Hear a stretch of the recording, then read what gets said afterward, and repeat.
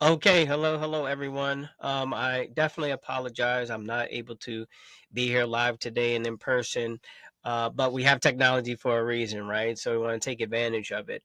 Unfortunately, again, I'm not able to attend live. I had a family emergency that I had to attend, but I still wanted to create some value for you guys and leave you with something. Some of the things that I'll present here, some of you already know. Some of you may not know anything I'm saying in here, which is fine too. Wherever you are in that knowledge level, just take the information and apply it. Right? We know as entrepreneurs, or I know as an entrepreneur, we gather a lot of information. Right? We're trying to figure it out, and gathering information means nothing if we're not going to use it. So, if there's one key takeaway from what I'm getting ready to present, it would be actually execute on the things that I'm mentioning here. All right, let's go. So I'll jump into a little bit about me. And first, Diana, and you guys over there at the organization, I just wanted to say thank you for inviting me. It's an honor to speak to your members, to your mentees, however you title them. And so again, I just thank you for giving me an opportunity. Okay. So again, jumping in a little bit about me. So I actually started doing web development. You can't see back here, but this is national uh, Association for Public Defenders. Um, I started off doing web development over a decade ago, and I was doing web development. I was freelancing, but a friend of mine saw me and they said, "Hey, you probably should charge for this." And as I'm certain some of you have done, just like I did when they said it, I doubted myself. I doubted my ability. I said, that's probably something I wouldn't do or something I don't think I could monetize. Um, but obviously, needless to say, I pulled the trigger and I started my entrepreneur journey, and it was tough. One of the toughest elements about starting is that no one sees your value, right? No one can see what you have in your mind, right? How creative you are. No one can see the value you bring, and it's just unfortunate. But you're gonna be doubted a lot, right? You're gonna be, in essence, taken advantage of. Because I was, I did, just to let you know, I did a 30-day project with a website. I actually did it at the time. Now I have contractors to do everything for me, but I was actually doing it myself. And when I finished the project, I said, "Oh well, what do you think it's worth?" Right, and that was the big mistake because I allowed them to dictate what they thought it was worth, and they gave me $100, and I said, that's never gonna happen again." Okay, so obviously I began to build a business. I was able to build it from just a web development company to a branding, customer service, and just all business consulting agency. And so from this, what you see here, some of the clients and also that my recognized work, my recognized designs, just to go down through the list, just to let you know. So I worked with Beyonce's philanthropic coordinator, Ivy McGregor, on a project, was website project for a ministry she was with. So I had the pleasure of working with her. I've had coaches to NBA and NFL athletes who go in and they coach them on mindset and things of that nature. I was able to help them build some of their brands. I've worked with Bank of America executives. My work has been featured in Huffington Post. I work with some big agencies. National Black Movie Association is one. Again, National Association for Public Defenders. I've done contract work for America's Nurses Association. My designs have been featured on Radio One. They've also been recognized by Disney, Ogilvy, Amazon, HBO, and Netflix. And actually, a client of mine was featured ringing the closing bell at New York Stock Exchange. So, design I had was positioned at the New York Stock Exchange as well. I've also had my designs featured at the Essence Festival. And so, all that grew from initially me just doing web development, but I've always been a designer, and so things come full circle sometimes. Always was a designer, and that's where I got a lot of my recognition from my design work. And just to tell you too, before I jump into the other slide, all of this was self-taught. I didn't go to school. I didn't have a mentor. I didn't have someone sitting down and telling me, "Hey, this is how you go about it." I literally was in the trenches. This is one reason why I have a heart for startups. I have a heart for entrepreneurs because again, we're forgotten. We're insignificant until we're significant, right? And we always were, right? So just know that. But what I mean by that is to the world, right? And so again, no no training, all self-taught. And if I could go back in time, I wouldn't change anything. The only thing I would change, I would say this, is what I'm trying to provide to you guys now is just insight, information, freely sharing information. We're holders, gatekeepers in our community, which I don't like, and I want to kind of break that cycle. And so just want to share a lot of information. So the information in here, if you apply it and look into it and utilize it, it'll definitely benefit you. Okay. All right. So I'm jumping over it. So what I want to start with is understanding the power of branding, right? And I'll read this and then I'll jump into a video really quick. And I don't think you'll be able to hear it here. So just when it opens up, I just want you to see what the video looks like, and then I'll kind of talk through it as they're talking. But then I want you to take an opportunity to go look at it yourself. Okay. So, branding is about creating a distinct identity for a product, a service, or company that resonates with the target audience. And that's important with your target audience. Sometimes as entrepreneurs, we just scatter everywhere. And especially starting out, you just want everybody, but you have to understand your audience. You have to understand it very well in order to succeed quickly. Okay. This identity is composed of elements such as a company's values, mission, visuals, and messaging, all working cohesively to forge a memorable impression. And that's important too. What impressions are you leaving? Right. And every part of your brand, I'll get into that, is leaving some level of impression, right? Some perception. That's, if you don't fix it, is left up to someone else's interpretation. Okay. Effective branding evaluates consumer perceptions and fosters trust and loyalty, acting as a guiding force for business decisions. And when I start to get into the weeds of this, you'll understand why that's so important. Before I start, we got to understand, and you have to remember, we, number one, we're creatures of habit, right? We got to understand how the mind works. And everyone's making judgments, right? And I'll just give you an example if you would just walk with me mentally. Imagine you're in the city and you're get down the street, it's late, and you see a guy coming down the street, ripped up pants, dirty, um, pushing a cart or dragging something behind him, and he's walking close to you, right? And he's walking pretty quickly. There's perceptions that are going on, right? Is this person going to hurt me? Is this person? Now, not everybody, but for the most part, you'll think this. Is this person going to hurt me? Should I get away? I don't know, right? Then on the flip side, you have a person in a suit, right? Complete suit on his phone, have a briefcase in his hand, walking.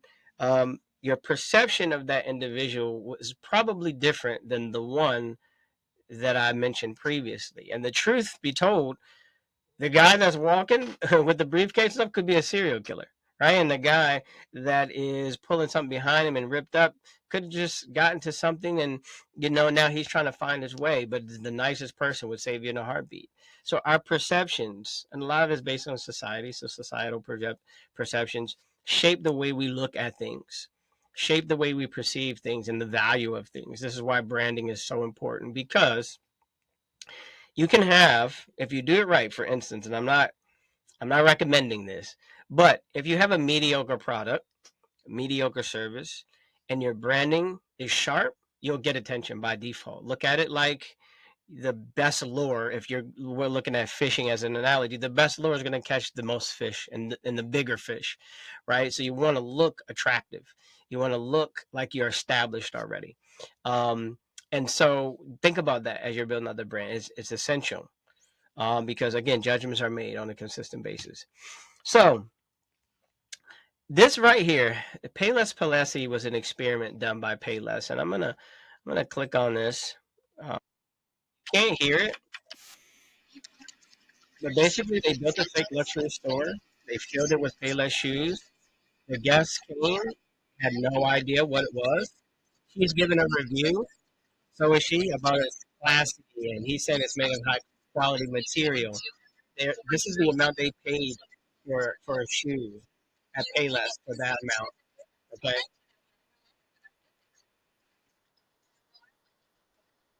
when you guys get an opportunity, I want you to go look at that video in its entirety.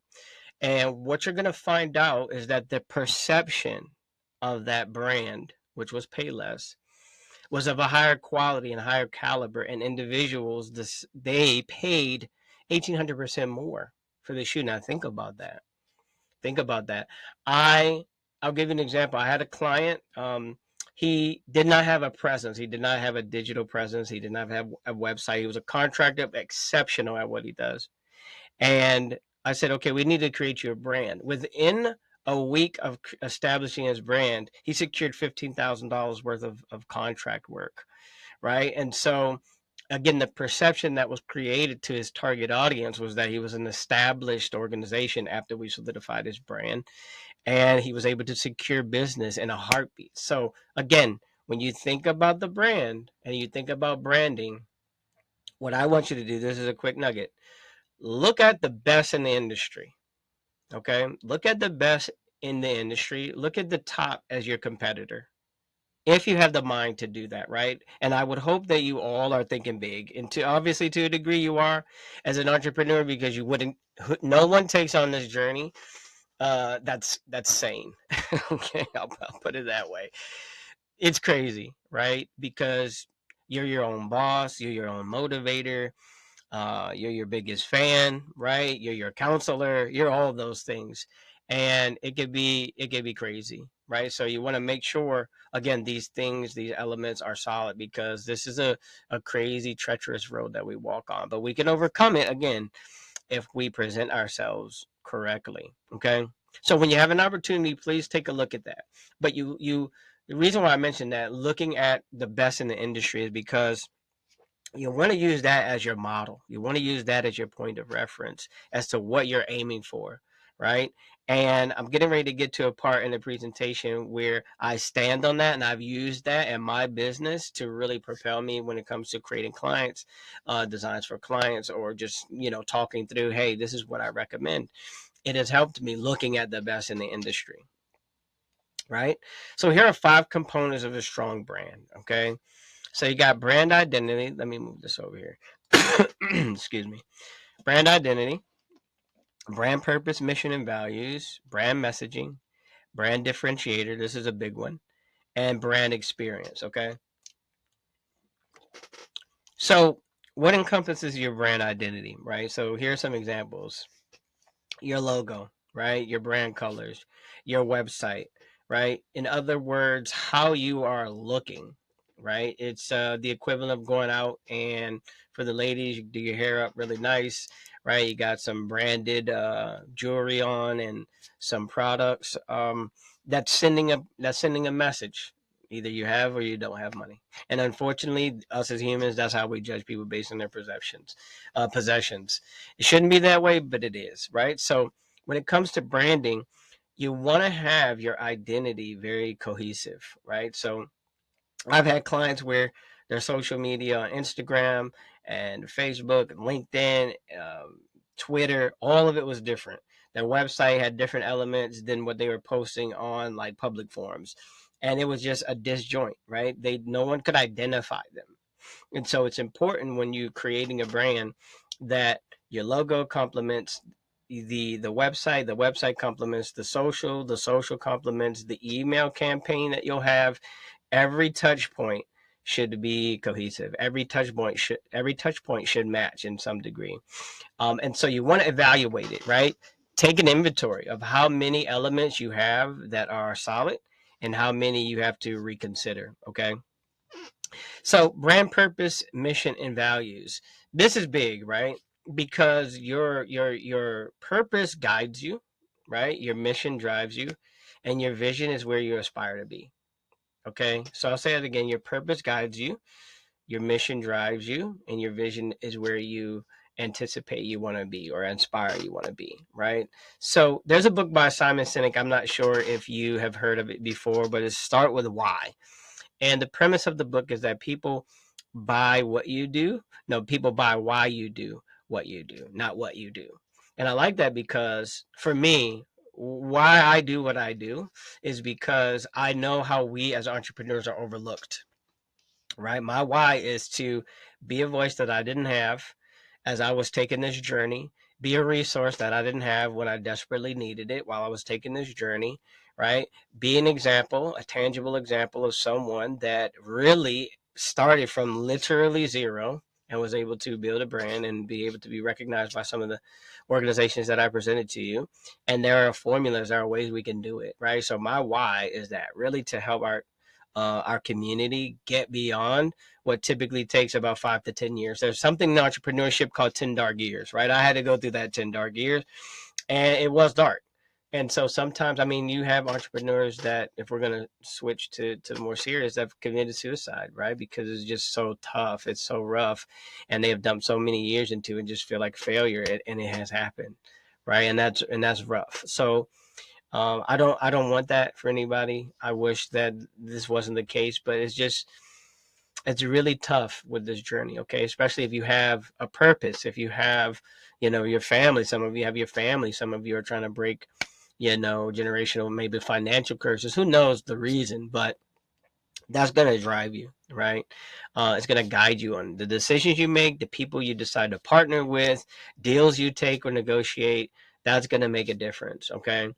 um your mission too, your mission is gonna be what gets you up every day. Like, what are the missions? And they should be micro missions that you have on a daily, weekly, monthly basis, right? What is the mission that will drive the vision forward, that will drive your purpose forward? You got to look at what that is, and then say, no matter what it takes, this is the mission I'm going to complete today. It could be establishing your LLC, it could be looking for partnerships, it could be securing a location. You want to make sure that you follow that mission on a consistent basis. And now that's internal. Externally, you want to make sure that whoever your target audience is, that they know that better than you. And you can achieve that through your consistency in communicating. You don't have to pound them over the head with, this is my purpose, this is my mission, this is my values.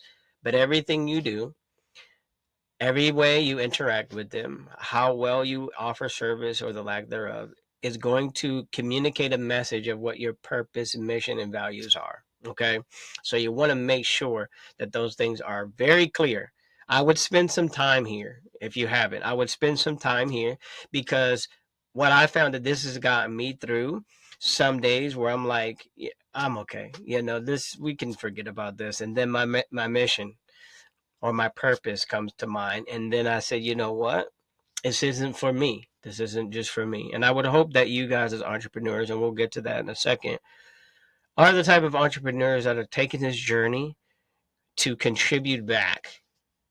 That should be one of the primary goals outside of for your family and yourself, right? What are you going to do to reach back and help? What are you going to do to be the person that you wish you had when no one was there? What are you going to do? Right? And so with your brand, take some time to think about these things. These are key things of establishing your brand. Put some thought into it, okay? Okay, jumping into messaging, right? It's, what is your message? What is your message? Is it, we're quick at what we do, we're efficient, we use the best tools, we use the best products? What's the message? Because the message could be communicated a lot of different ways, but you got to make sure you're communicating the message. And I say that because, again, us as entrepreneurs, we're not clear. Sometimes we're not clear because we're scared of what people may say when we're deciding to deliver a message on our service. For instance, we don't compromise on our prices. For instance, let's just say that's a message, and the reason is because you use nothing but the best quality products. That's it. So your cost is high, so you got to charge a premium. But also your service, how you operate, right, is why you don't charge, why you don't compromise on your prices. That message should be communicated throughout all of your branding, right? All of your marketing messages.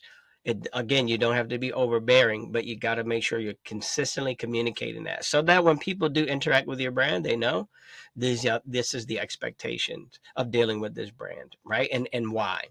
So you, again, when it comes to the brand, the first thing you got to really do is sit down from the top down with a bird's eye view, look at every part of the brand, and then these are the things that will be the foundation for your brand. These are more important outside of the brand identity, right? The other four, they're very important because, again, yes, you want to have something that looks presentable. You want to have something that is memorable as it relates to visuals. But more importantly, you want to have something that is so solid with the culture that your customers, the potential customers, your considered customers, they do the marketing for you. They advertise for you. That's the goal. Okay. So, when it comes to brand differentiation, right? You have to really think about your competition and then think about what is your differentiator. Again, is it quality? Is it the way you communicate with people? Is it the way you interact with your customer base? Is it the way, is it how quick you deliver on brand promises? Like, what is it that differentiates you? You need to put thought into this as well, because you're going to, I'm going to assume that some of you are in industries that are already existing. Some of you, maybe a small handful of you, maybe an industry where you are pioneering it. There's nothing there, so you can pretty much take control of that industry. But for the most part, wherever you enter into the entrepreneur journey or the workforce, the marketplace, I should say, there's competition. There's competition, and the thing that we didn't have back, 10, 20 years ago that we have now is the knowledge of more options, right? And so when you think about it, before the internet was there, it's whoever's in your local neighborhood. Most people aren't traveling outside of their neighborhood to experience, or their community to experience something else, or to go search. That wasn't happening too much back then. Now it is, with just an easy search, literally. For instance, best restaurant in Baltimore. Everybody's coming up that took an opportunity to take advantage of the technology, but they're coming up, and it's a process, right? It's a journey that they'll go through, which typically is, they look, whoever comes to the top has the priority. They then look at the reviews and the feedback. Based on the feedback and how they feel reading that feedback, then they will determine to go in and experience it. Then it's on the business owner to create a great experience that will cause them not only to come back, but to share and to be social about it, right? Now there are options. So you want to make sure your differentiator is so loud that doesn't matter what your competition is saying. It doesn't matter what your competition is doing. It doesn't matter the amount of business they get. You will draw and pull even from them. Your job is to create an exceptional, where I'm getting to now, brand experience when they get to you, right? So this is really where you would see an acceleration in your customer base, an acceleration in your employee engagement, if you have any, or your contractor engagement. This is really where you'll be able to define, again, the differentiator, which would be your brand messaging, which should be what's driving the mission and vision, right? The experience is really what matters, because all those things that I mentioned prior to, that would happen along the way. You're communicating. People can research what your mission, vision, and values are. Your brand messaging. They will be able to research the differentiator. They'll see the brand identity. All of that. But what they won't see or experience is how you will interact with them as a brand. And this is why this is the most important part of it. You want to make each of your customers feel like they are the only one. You don't want to make them feel like they're in a pool, right, of thousands, hundreds, right? And in some business cases, millions. As much as possible, you want to create such an experience that the individuals feel like they're very connected to your organization. They're very connected to who you are. They're very connected to your mission, vision, and values because of how they're experiencing you, right? So I'll give you an example. If you are, again, I'll use a restaurant owner. If you're a restaurant owner and you have people come in, they experience your restaurant, you should capture their information somehow. Maybe incentivize coming back for 50% off. But in order to do that, you want to communicate via email, via text message, right? This is a nugget. Use this. You then send them you thank them, you send them a survey. How was your experience? Is there anything we could improve, right? You're getting that feedback because you want that data to make wise decisions, to adjust, change, evolve, right? You then ask some personal things inside it. Well, when is your birthday? Hopefully we'll see you on your birthday. When is your birthday? If you have anniversary, when is your anniversary, right? You systematize even your employees to remember names when they come in. It's not, hey, how are you? It's, hey, Christy, how are you doing? Hey, Marcus, good to see you again.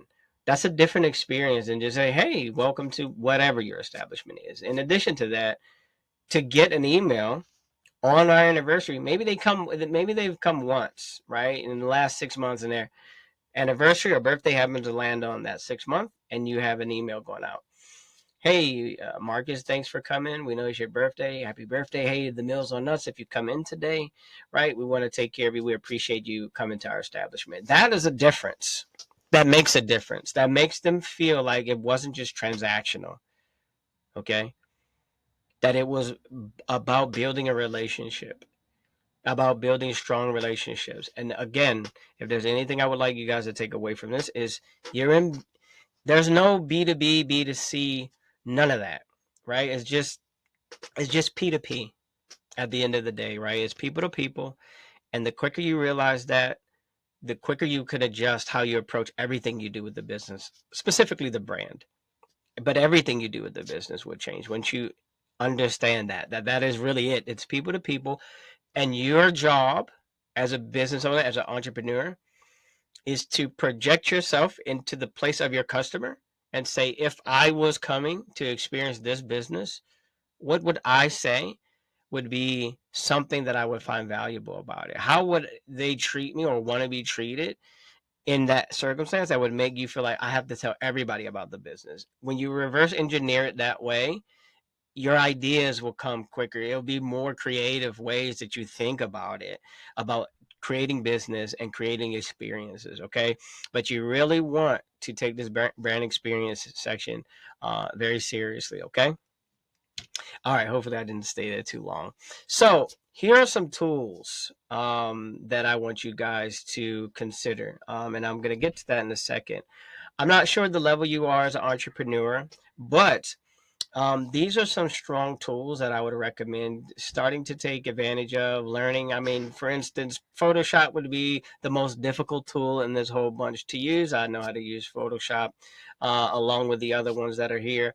But you can spend 3 to 4 hours looking at Photoshop and understand the basic elements of Photoshop, strengths of Photoshop, and you can absolutely create your brand that looks very clean, very polished. Okay, Design Wizard is another one.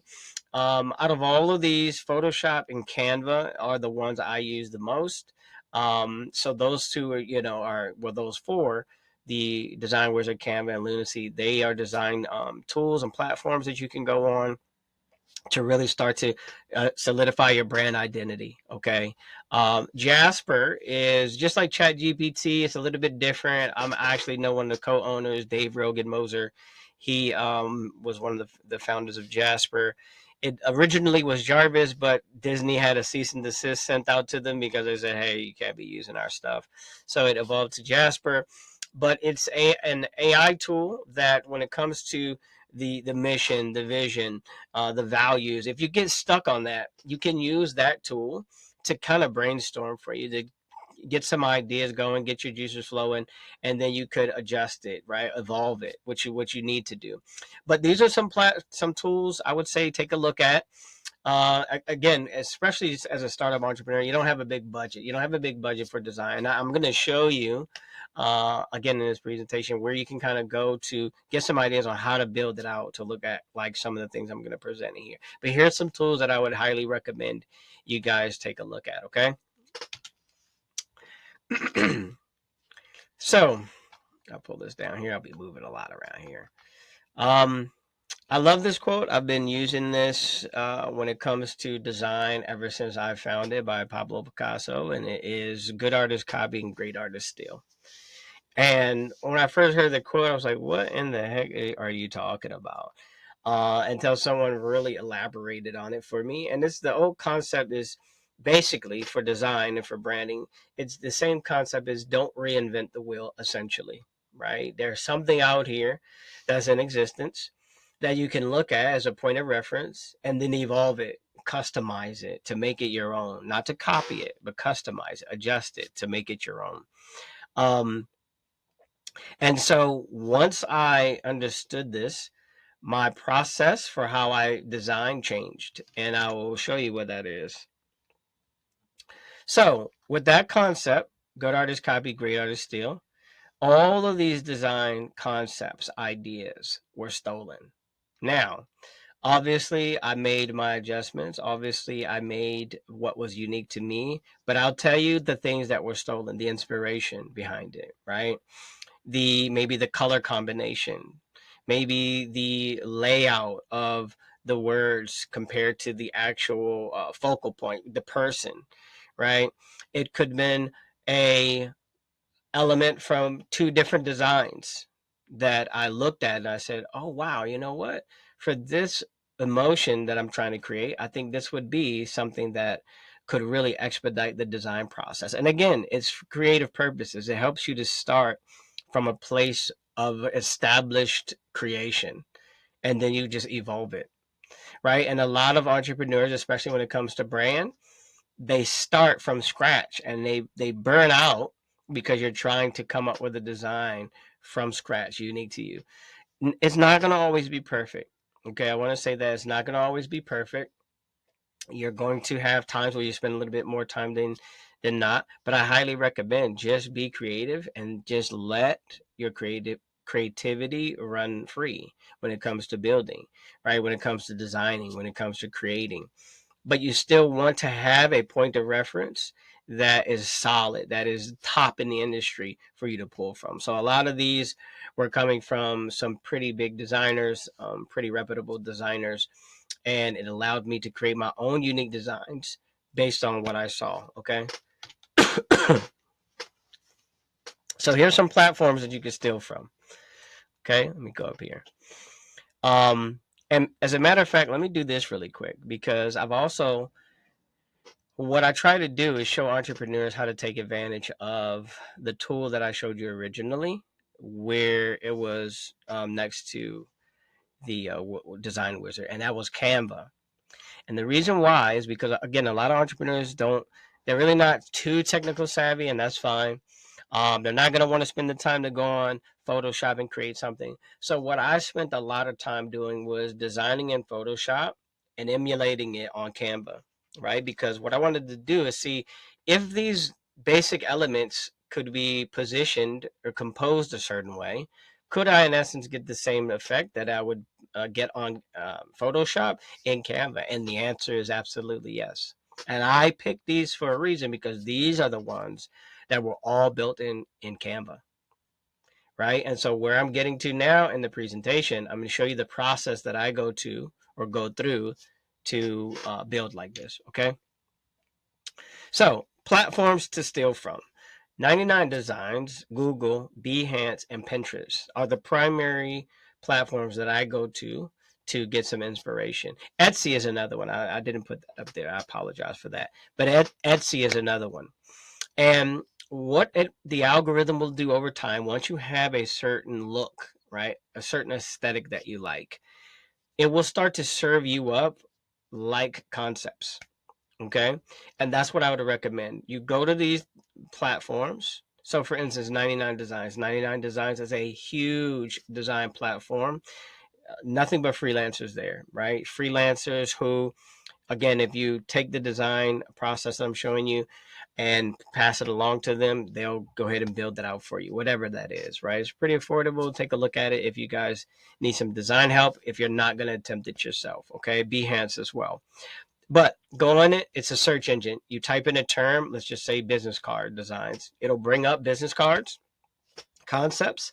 You can filter it out based on the level of designer. And I would say make it the top designer, right? Make it the top designer, tier one, and then everything that will be served up are from the best.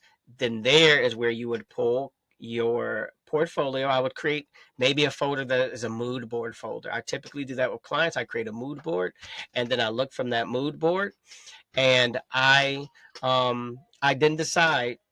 I'm sorry. Go, mama. Go. I'm okay. I'll come back. I'll get you in a second. I apologize. I got a little one, and a bigger sister is in here. Um, so I apologize for that. I'm certain some of you have kids, which bring another dynamic to the difficulties of entrepreneur journey. At any rate, so Google, same thing. You type in a term in Google, you hit image, and it will show you designs and concepts that you can use as in your mood board to create in, for instance, Canva, or to deliver to designers, right? And that's what you want to do. Same thing for Behance, another strong platform for designers. Anything you think about, intro to videos, logo intro concepts, stationary design, you name it, they have it. But you would go there, filter it out, create your portfolio, create your mood board, and then use that as how you would build your brand, right? The visual elements of your brand. Same thing for Pinterest.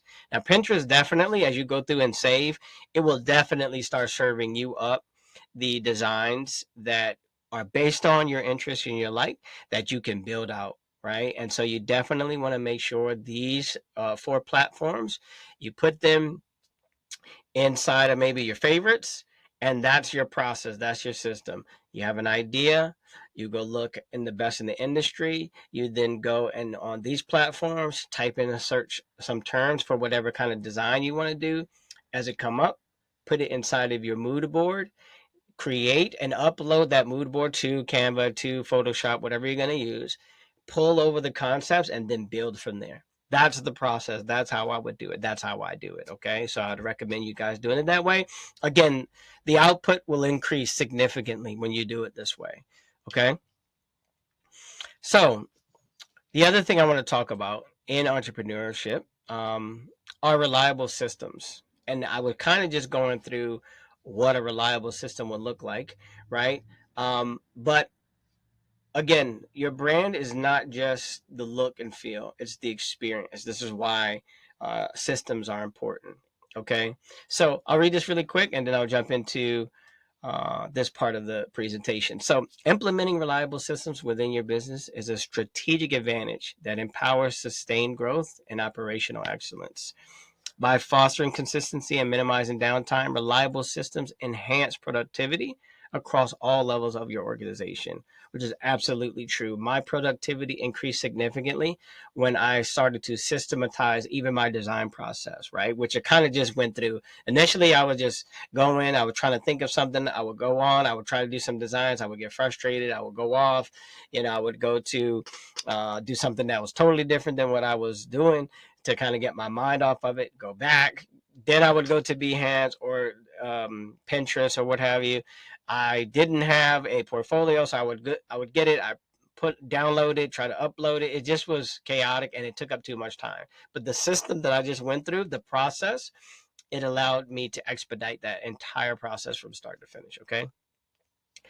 Um, you in essence, and I'm not even going to go through this whole thing, the system just helps you create a solid foundation, right? It enables not just you but also your team to be efficient, and it also allows, and I definitely want you guys to listen to this part, because again, as an entrepreneur, you're everything. Okay, you are the CEO, the CFO, you are the janitor, you are the motivator, the counselor, the accountant, the sales rep, the customer service associate. You're everything. And if you maintain that, you will always operate the business. You will always operate the business. You will never own it. And so the goal in creating these reliable systems is so you can own your business and not have to operate it, because burnout is inevitable. When you do that, you're going to get burned out. You're going to get discouraged. Some people, in those times of burnout, because they don't have reliable systems, they are like, you know what, forget this. I'm going to close shop. Right now, that's why 9 out of 10 businesses fail. That's staggering. When you understand the numbers, millions of businesses are established each year, and 1 out of 10 fail. That's crazy. So if you've been in business, and that's over the within the first 2 to 3 years. So if you've been in business for over 3 years, you should commend I commend you. You should pat yourself on the back. Keep going. Don't quit. Okay, please. you have a right to bring your vision to pass, right? If you've seen someone else do it, you have a right to experience what it's like to have an idea and bring it to life and see it thrive and change lives and service others. So do not give up. It's tough, but I'm telling you, it's rewarding, and it's not even what you create. I'll just say this before I jump to the other slide. It's not even what you create really that's the most rewarding part of it, but it's really who you become in the process. It's really who you evolve to in the process, because really the only reason why some of you may not be experiencing what you want to experience as an entrepreneur right now is because you haven't evolved into the person that is essentially worthy of it, a person who can manage it, a person who wouldn't be taken advantage of. Excuse me. And so that's the most important part, really utilizing systems to become the owner and not the operator of your business. Okay, so here are some benefits that I just want to jump into a little bit. So one of the benefits is you'll meet and surpass customer expectations. Another is your company will produce the same quality results every time. So we're talking about predictability, consistency, which are very important. Your company will reduce costs, right? Because the biggest cost to you is your time anyway. And just like I said, some of the tools or systems that I created have saved a significant amount of time, which allowed me to put time into high impact activities, which ultimately allowed me to establish the organization the way that it is. Okay. You'll solve problems on a consistent basis, which is very true because over time, as the business grows, of course, there'll be more complex problems that will arise. But for the most part, you'll see some repeats. You'll see some recurring issues that you've already had a formula created, already had a system in place to solve that, right? um, Even when it comes to your designs for your business and your brand, right? If you have a system by which you look at how to evolve now, this is a new year, new themes. What do we do, right? So, what, for instance, a process or a system could be you hire a contractor that throughout the year, the previous year, they are compiling new trends that are estimated to come out next year, or new topics that people are going to be talking about, right? New problems that are anticipated to arise that you then look at and say, okay, here are some problems, and then start coming up with resolutions to them. You then put it inside of your resolution pipeline, resolution system. It could be either you or a group of individuals or any type of AI tool come up with resolutions to the problem.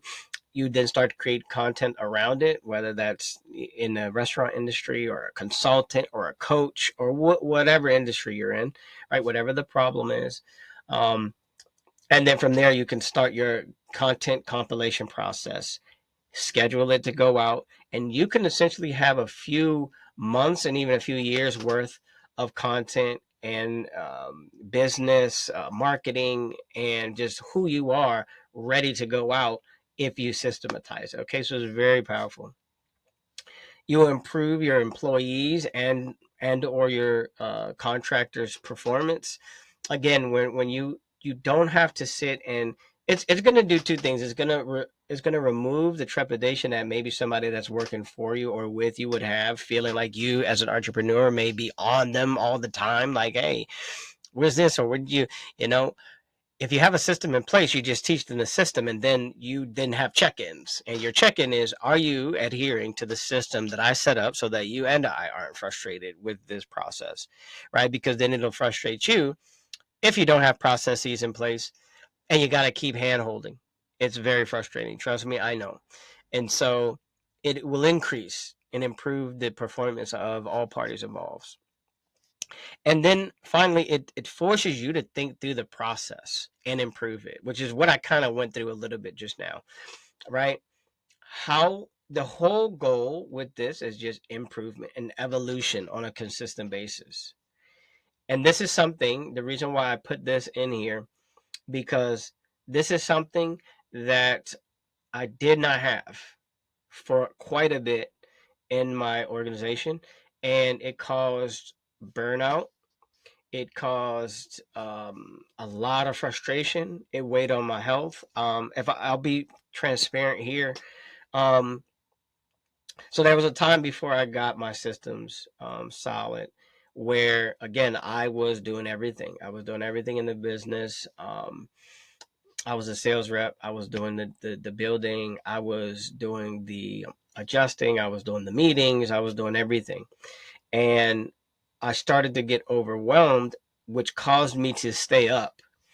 And so I stayed up, I would say maybe 2, 3 weeks straight, where I was going to sleep at 3 in the morning, and then I was getting back up at 6. Right, I had kids, so I had to, obviously I still have responsibilities, and so I was only getting about 3 hours of sleep a night, sometimes less.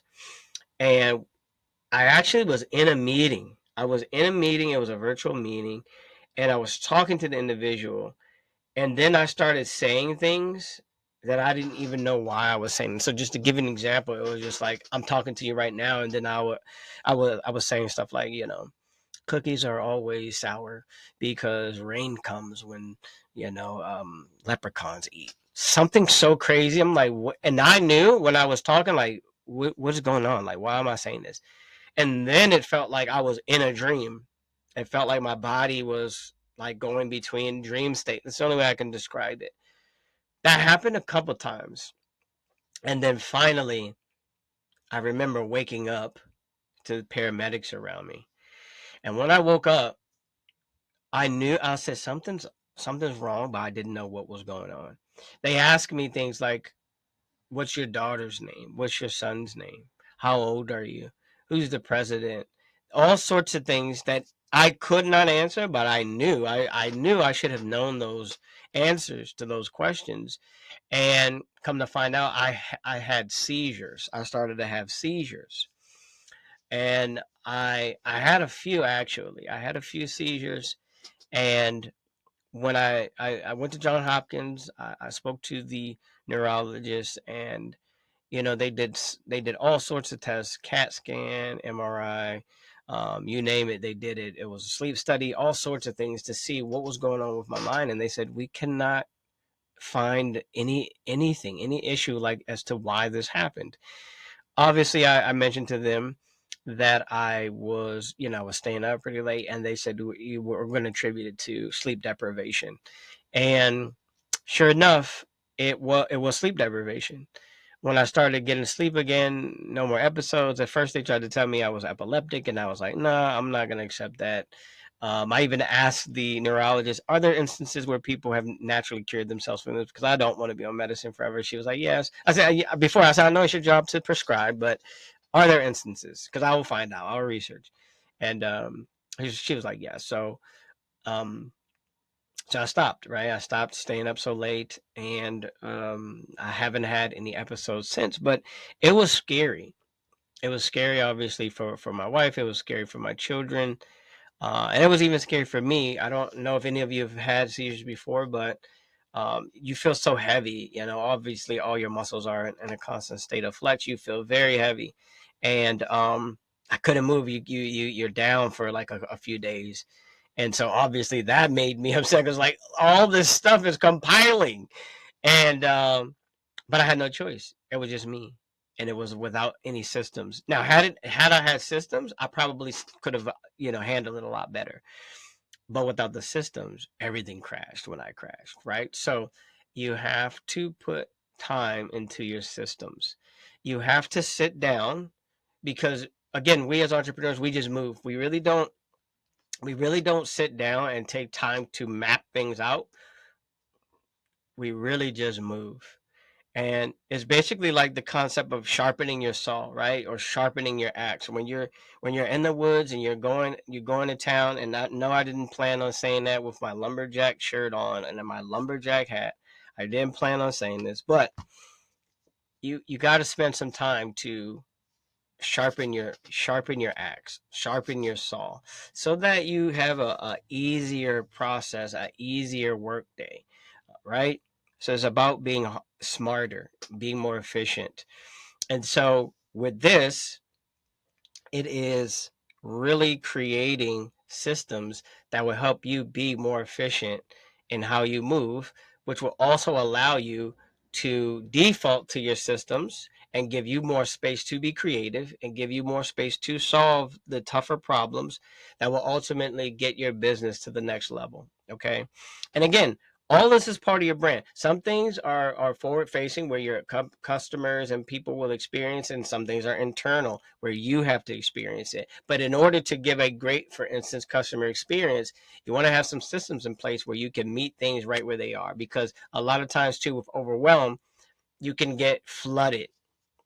And if you have some systems, even if it's as simple as when someone inquires, you have some preset template that goes right out to communicate to them as soon as they inquire, that they feel like, all right, someone's engaging with them. But it gives you time to, you're still catching the customer when they're interested, give you time to build out whatever process you have or whatever it is, and then communicate to them. And your systems will help you do that. Okay.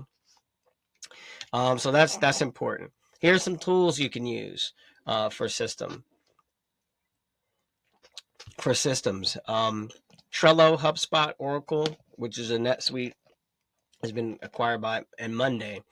Um, Out of all of these, HubSpot is the one I use the most. It's very robust.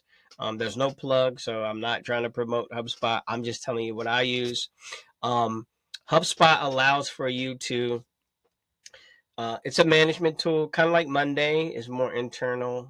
For you, you can bring in teams. Monday is more known for like team collaboration.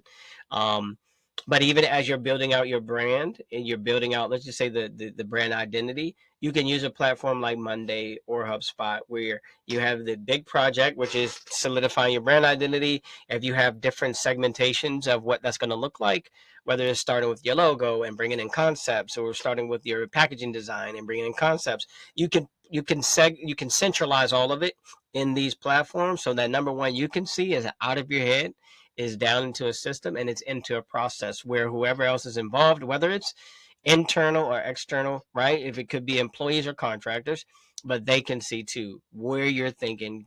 You can get it out of your mind into a tool, a process, a system. That's the goal. Because sometimes, again, as entrepreneurs, we get frustrated because what we're trying to communicate is not really understood, and then we get frustrated with the output or the lack thereof of whoever we're expecting to work with. Okay.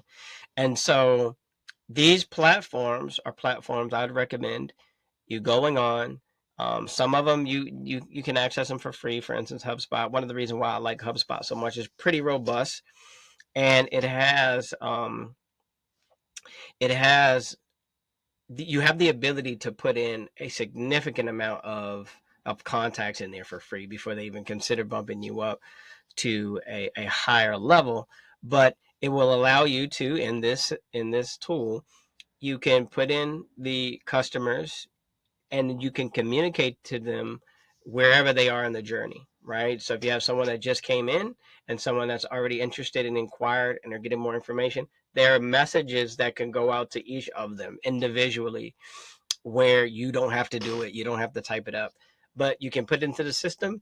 You know where you are with the customer. You know the information, as I mentioned to you on the front end. You can know birthdays, anniversaries, last conversation you had, deliverables that you need for the client.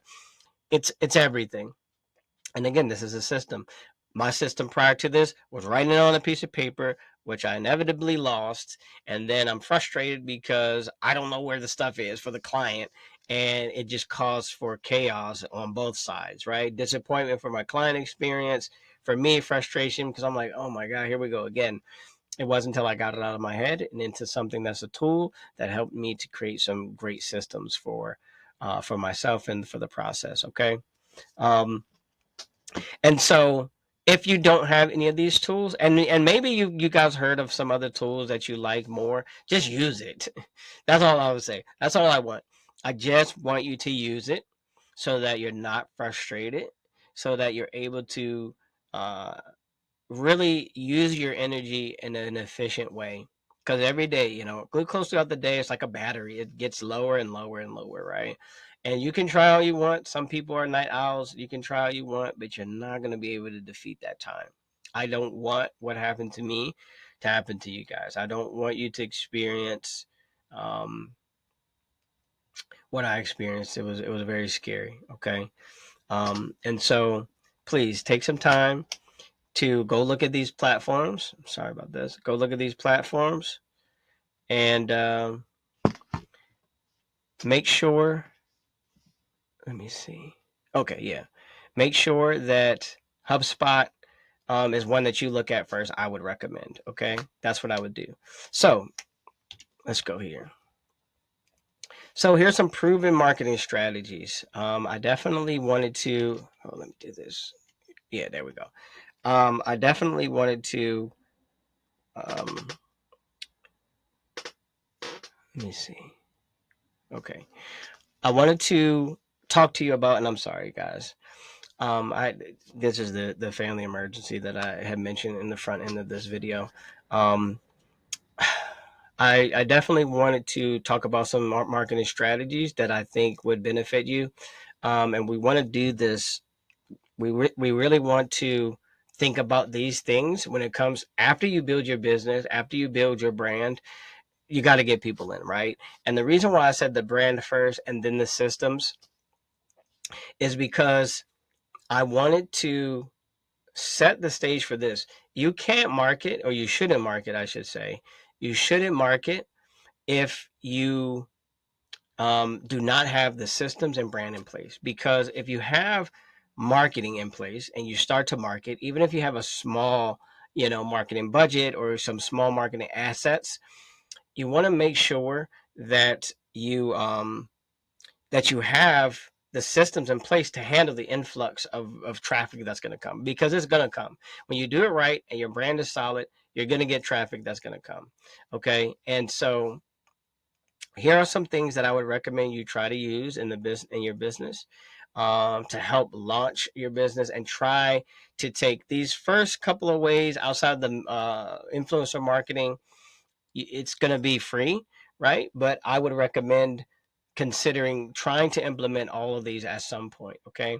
So the first thing I would do is recommend a referral program. Okay. And again, this is, even though you guys may not see the correlation between them, this is all part of the brand. Okay. Launch a referral program. I have this in my business. So if you recommend, let's just say whether you're a client of mine or not, if you recommend business to me and you let the individual or notify the individual to, hey, let Michael know that whoever sent you, I give 10% of that, right? So because essentially your relationship, your trust has allowed me to get a quicker sale. Okay. And so what this does is it allows you to leverage the relationships that's been built. Because in business, we all know relationships are everything, right? So if you create a referral program, right, you're going to see an increase. You're going to save costs, right? Because you're not spending money to hopefully make money. You're only paying when a conversion happens. Okay. So that 10%, I'm only paying when a conversion happens. I went to a meeting, and just when you do it, make note of it, right? And just see the results. It's gonna happen. It's gonna be rapid.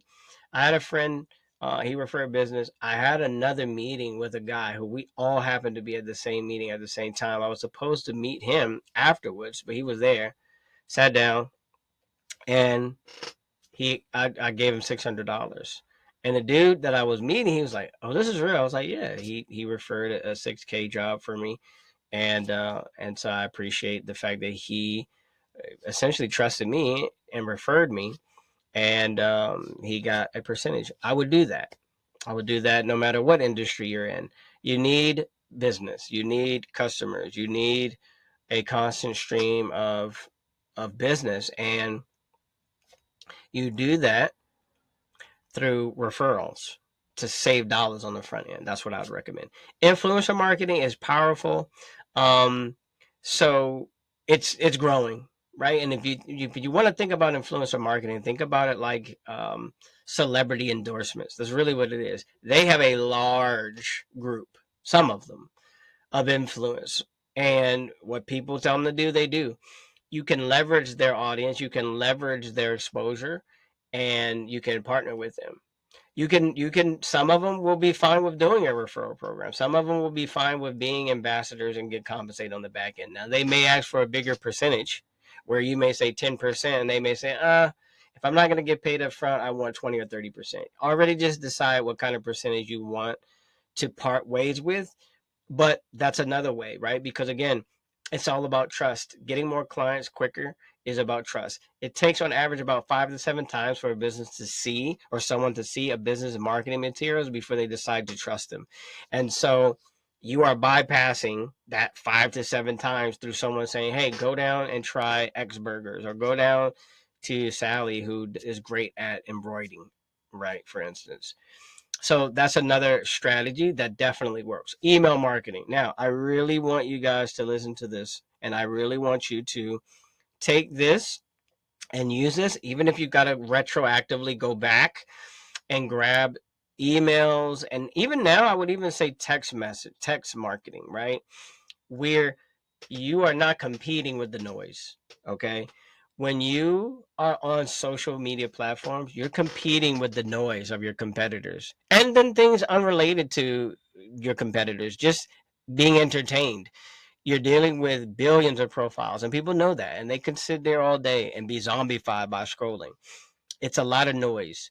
However, with email and your text message marketing, you're right in their face. You get right personalized when they open up their email. 9 times out of 10, they're going to be, at home.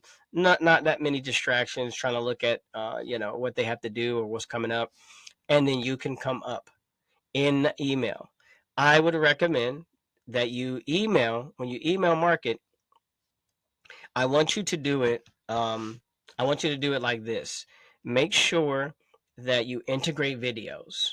Make sure you integrate videos because people are more likely to open up a message if they see a video, especially if they see a video of you, let's just say dealing with their brand, right?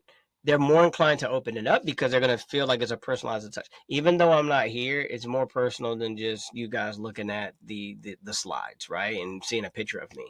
So the same applies. Integrate video in all that you do, but it's a way, email marketing is a way for you to really get through to them without the noise that are around them. Really, that's really what it is. Okay, so that's something you definitely not need to start researching. Everything I'm recommending, you can literally, YouTube University is everything. Go on YouTube and make sure you just type in these terms: how to launch a referral program, right? Influencer marketing list, email marketing strategies, social media advertising, PPC and SEO marketing. You guys should know these things. You should know them, and you obviously you can and you should hire someone to do it. But if you want to just create more value for yourself, if you want to be more valuable, these are some of the things that I would recommend that you search on how to build this skill up. Okay. Second thing, or the fourth, social media advertising, right? I don't know if you use Instagram or Facebook or anything like that, but if you have even if it's $5 a day, depending on who you are, what kind of business you are, what kind of business you have, or even what kind of direction you want to go. Because I don't always use this method. I've used this method several times. For me, I go down the more personalized approach, whereas the referral, because it's just like everybody wins. That's kind of how I look at it. Going down to social media advertising is just I'm winning and the organization is winning. So it's two components. The referral way is three: myself, the person referring, as well as the person who's going to get the service or product, right? But social media, it's everybody's on it, right? The whole world almost is on social media, and so you have to know your audience. That's what I spoke about in the front end of it. You have to know your audience. You have to know and understand how they move. You have to understand their persona. You have to understand what they like and don't like. You have to understand what makes them tick. So that way, when you market, it's more precise, right? You want to be able to say, when I click this button, right? Whoever I'm talking to, they are 75%, 75 to 80% more likely to make a purchase or engage with my brand because I know them. You should be able to, regardless of what it is, you should know their problems. You should know their likes, wants, desires, etc. That's how you would market based on those things, what their likes, desires, needs are. Okay. So before you go down this path of social media advertising and even PPC and SEO marketing, you want to make sure you have that down packed. Otherwise, you can waste a lot of money and you won't see a big ROI. Okay. PPC. So PPC and SEO, when you I don't know if you guys know what that is, but pay per click and search engine marketing, these two things, you see this a lot when you're searching, right? So when you go to Google, for instance, let's just say restaurant in my area, PPC, what you see on top, you basically pay per click, you pay per view, you pay to be seen. Even if you just jumped out as a business, you would be pushed all the way to the top if you had the budget. You'd be pushed all the way to the top, and the perception is you're a reputable brand because you're all the way at the top. Even though that may not be true, you just may have the budget, right? People don't typically go beneath the fold. And what I mean by that, when you go to search, whatever is that's visible typically is going to be clicked. Beneath the fold is you're scrolling down and then it's going up. You typically don't go past that. If you do, you may get to the second page, but that's about it. Unless you're a researcher, unless you're someone who understands how it works and knows that I need to be searching a little bit more, then typically it's not going to happen. So you want to be ranked on the top of the pages, okay? PPC, pay per click, pushes you right to the top. Again, you want to know your persona, you want to know your audience, you want to know everything about them before you start that, because there's a lot of dollars involved and it's more risky than, as I mentioned, the referral or even email. Okay. The risk for email is upfront, just getting their email. You may push people away by how you approach it, but it's less risky than just dumping the marketing. Okay. And even less riskier than influencer marketing. You just want to make sure, I'm going to jump back really quick. You want to make sure before you go down the path of influencer marketing, however, that you ask them for their engagement rate. Okay. If you have somebody who has an engagement rate of like 5% and they have 200,000 people, I wouldn't go that route. You want to have like 30 to 40% engagement. That's a better percentage, right? And so when you go that route, just think about that. Okay. So SEO, search engine optimization. This you can achieve without dollars. Okay, so listen very closely. If you have the time and you like to write, you need to start writing like a madman or a madwoman, because the algorithm, Google bots, they crawl sites every 30 days, 30 plus days, right? And they see what platform has the most up to date relevant information, and then they send traffic that way. In order to stay at the top and relevant, you got to keep coming out with content. Look at it like this: you got two stations, news stations. One repeats the same story and changes it only every 5 days. The other has a new story several times a day to cover. Who are you going to be more likely to go to get your information from? What source? Right? So that's how you got to look at it. If you want to establish yourself as an industry or someone who's relevant in your space, it's content. So you want to keep creating content, pushing it on your site, pushing it on your social media platforms. If you are someone who doesn't have the time and you don't want to write or you can't write, I would say use AI. Use AI, always proof AI, but AI's output will always outperform a human. Always outperform a human. I'll give you an example. I hired contractors to do blog posts. The contractors did a blog post 1,000 words. It took them like a day. The AI produced 10,000 word blog posts in, I think it was like 7 seconds. 7 seconds. And the more I put information in it, the more precise it was and how it spit out information for me. And so AI is scary, but AI is useful at the same time, to be honest. You just have to determine as an entrepreneur how you're going to use these tools. How are you going to use these tools? Okay. How are you going to use these tools and make sure that you don't allow it, obviously, to replace your thought process, your creative thinking, your creative output when it comes to writing and stuff. You want to be sharp, but use it where you need to. Use it to get ahead. Use it to create a cushion. Use it to catch up, but you don't have to use it as a crutch. Okay. So those are some of the things I would recommend when it comes to marketing strategies. Okay. Here are some useful tools. Bird Eye. It's a platform you can communicate. I think it does a lot of like reviews now. You can get reviews for your business. Mailchimp. This is where you can communicate through email. So this is where you would put those email campaigns. This is where you would communicate with the video. I would recommend, which would be part of your differentiator. Think about this: how many emails have you guys received in the last 30 days that was a video of the person or the individual in the business or someone you've engaged with, let's just say a contractor or consultant, and you see it in a video, right? But it differentiates you. It keeps you standing out, and it really will increase your open rate significantly. Some of you may be using email campaigns right now. Measure your open rate. Try it for the next 30 days.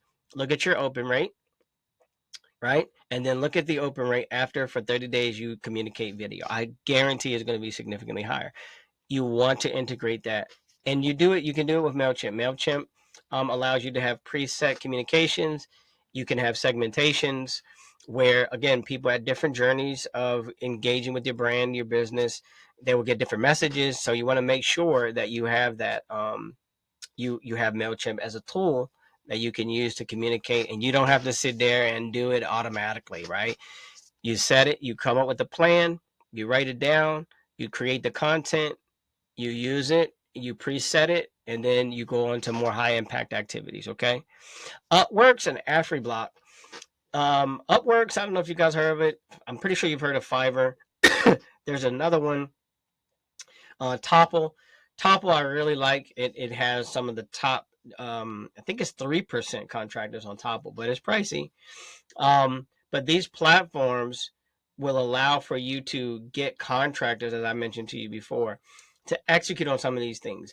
But what it all comes down to is how you are communicating with these contractors. Okay.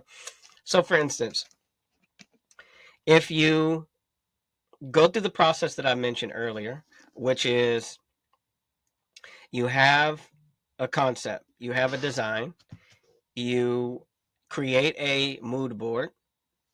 Um,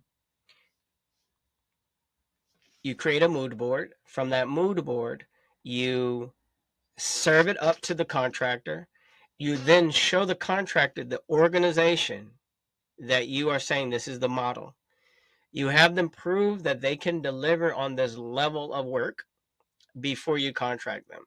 And then you keep in close contact with them. That's the process. Okay. So I'll say it again. You you want to communicate to them before you start the project. Don't just look at their portfolio. Okay. You go through, you look at who's the best. You then create your mood board from those platforms that I showed you. You serve that up to the contractor. You ask them, are they able to duplicate quality wise, and you ask them to demonstrate before you contract them. You can even position like, listen, I don't mind giving exclusivity to you as a contractor if you can deliver on this, because you're gonna come across contractors that you really like the most, and you can stick with them. But that's the process. That's the system I would use when going on using contractors, these platforms, because I've come across a lot of people who they've used these platforms, they've gotten horrible results, and then they say that the platform is trash, which is not true. I've used contractors from all of these that I'm showing. Well, both of these right now, and so I highly recommend you use it. Upworks again is great. AfriBlocks is just all minority businesses on AfriBlocks, right? So they're sourcing them from Africa, right? So Ethiopia, Nigeria, you name it. They're Ghana. They have contractors from those locations. Okay. Um, those are the tools I would use, right, to do that communicating. Once you establish your brand identity, once you establish your systems, if you decide you want to expand, and if you decide that you need contractors, these are the platforms I'd recommend. Okay. And here's my favorite part. Okay. Here's my favorite part, because none of the other stuff I said mattered. None of it. If you don't get this right, I mentioned to you in the front end, it's all about people to people. It's not about anything else besides people to people, right? And so this is my favorite part because it allows you to be human. It allows you to express generosity. It allows you to show people, no matter who you are, what you are, no matter how big your business is, you can still show how the humanity is infused into your business, right? So again, all this is a part of your brand. No one told me this. Whenever someone told me about brand, it was always and only what it looks like. That's it. And that's just one element of it. These are the more important parts, okay?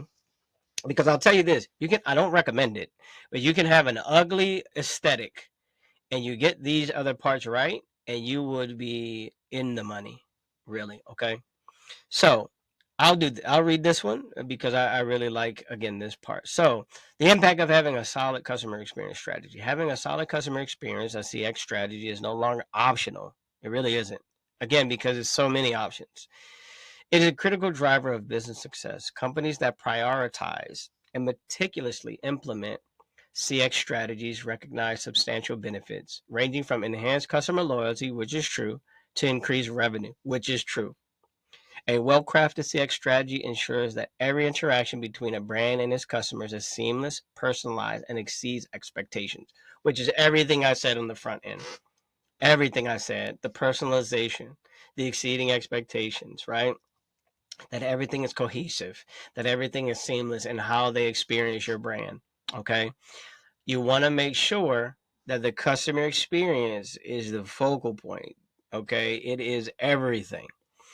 By building a comprehensive understanding of a customer's needs, I mentioned that, preferences, and behaviors, businesses can create meaningful experiences that cultivate trust and foster long-term relationships, which is everything. You want to make sure when you're trying to acquire business, you're looking at the lifetime value. You're not just looking at it just being transactional. Because two things. For every bad experience, you're going to lose at least 7 people on average. At least.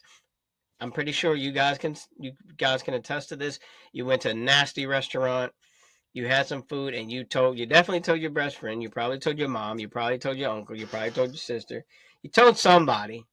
And if they trust you and they know that you're the eater of the family, you know what is good and what's bad, they aren't even going to experience it or try. Right? That's why this is so important. That's why, as a business, you want to ask. You want to ask. You do not want to assume.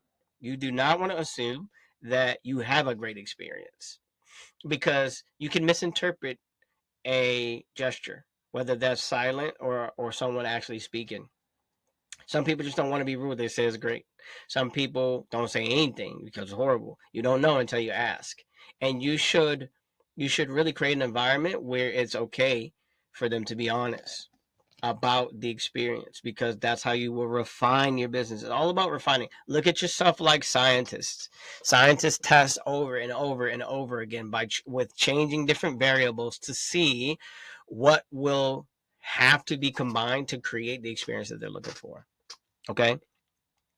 And so, what I want you to really focus on is how to create and foster great customer experience, okay, with your brand. Now, here are some benefits, okay? You get higher customer lifetime retention. I mentioned that, right? You get increased brand equity, and then you get a reduction in customer churn. Now, this is one that I have seen in a lot of businesses, even like nonprofits and ministries specifically. Not that they're a customer, but they get a lot of churn because it's not a great experience. It's not a great experience, and they don't even have their hand on the pulse of the experience to even make an adjustment. They just wonder. They just wonder, why isn't the business growing? Why isn't the organization growing? Instead of evaluating and really asking, really having uncomfortable conversations. Why didn't you have a person you reached out to? This has happened.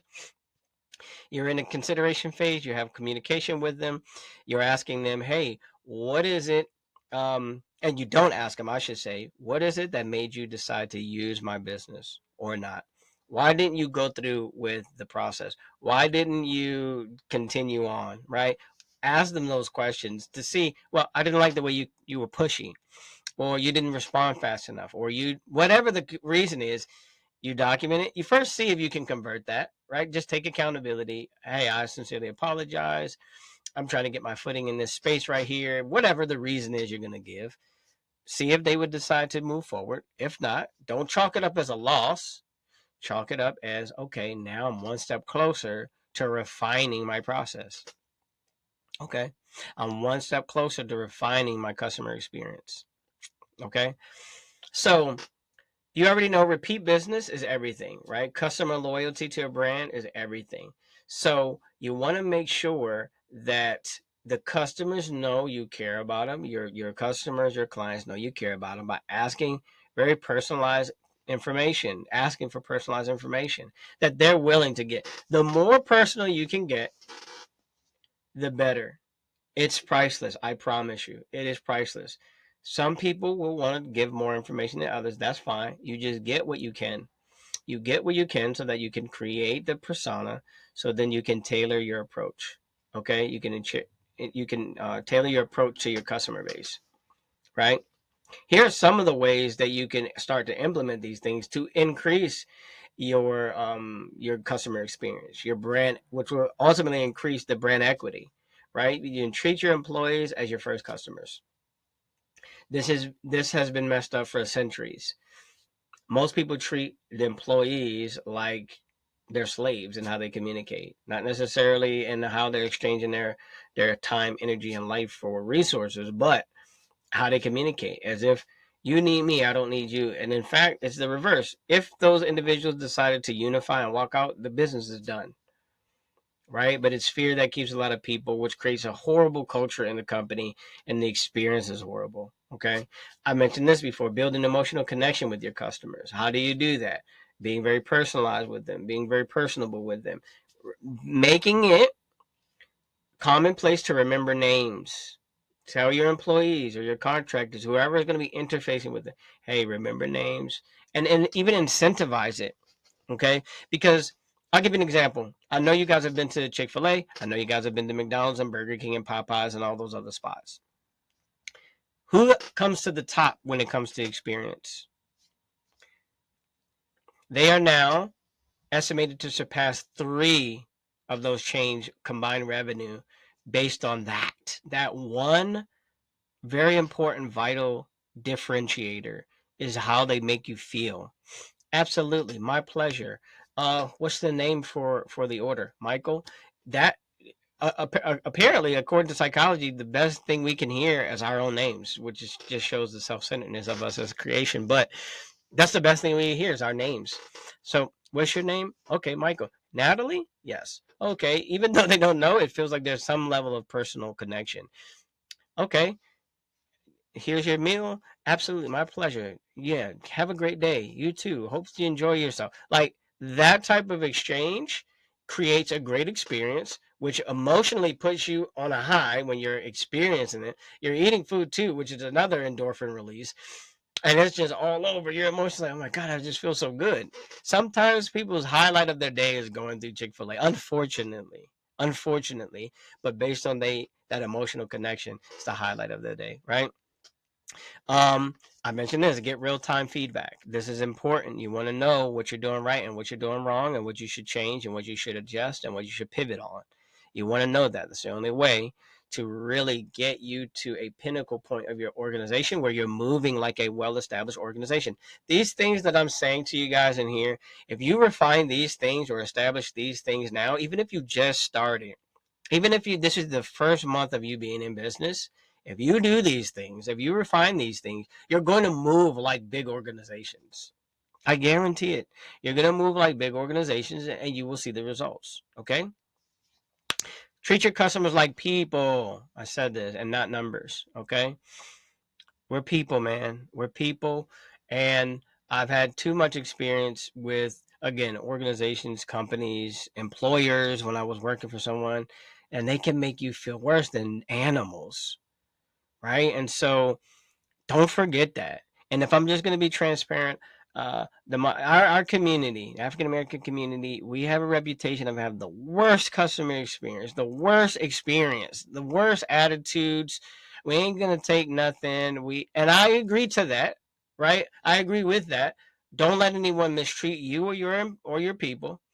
Um, but don't act like everybody's treating you that way. Don't act like every customer that comes through it falls into that category of, you're gonna get a piece of my mind today. No, they should not. If anything, I appreciate you coming. Here's your money back. We don't want to take your business. Don't get out of character. Don't misrepresent us. Okay, really. Um, Recognize loyal customers. This is where the data collection is going to come into play. This is going to benefit you significantly because the more information you get, I've always said this. Um, Again, just to give you some transparency, I'll give you a transparent moment.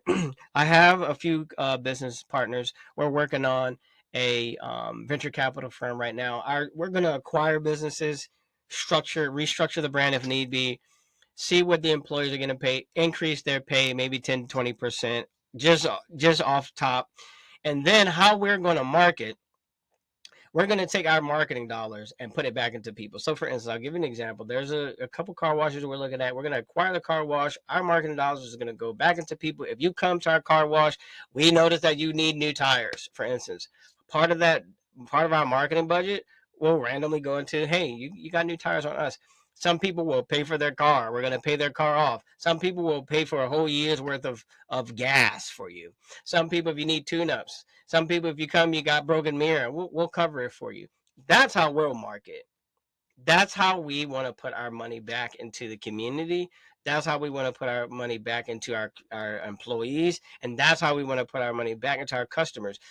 This is no one really thinks like this when it comes to business. Honestly, the business mentality, which I hope that you guys shift, is we got to get the most with giving the least amount.